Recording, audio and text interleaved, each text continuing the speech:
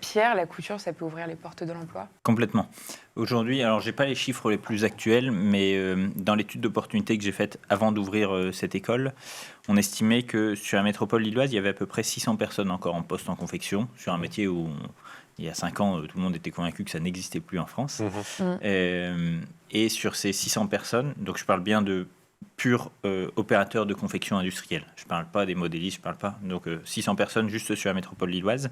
Sur ces 600 personnes, on estimait que on avait 25% de personnes qui allaient partir à la retraite dans les 5 ans qui viennent, donc 150 postes à renouveler et 150 nouveaux postes à créer, ce qui veut dire 300 postes à pourvoir rien que sur la métropole. Juste sur la métropole lilloise, et on a une idée à l'échelle nationale, on n'a pas les chiffres, mais on se dit que c'est pas mal. Quoi. Ce qui est sûr, c'est qu'aujourd'hui, moi je suis contacté malgré les crises inflationnistes, etc., qui sont passées par là, et on sent que ça a quand même un impact et que ça freine les recrutements.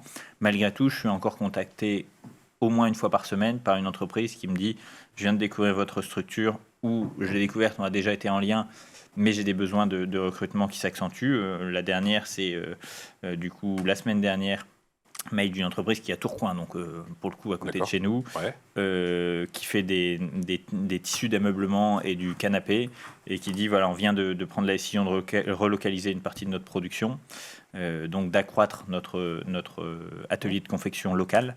On a des besoins de main-d'œuvre, comment est-ce que vous pouvez nous accompagner? Et ça, j'en ai toutes les semaines, et de plus en plus, j'en ai hors région.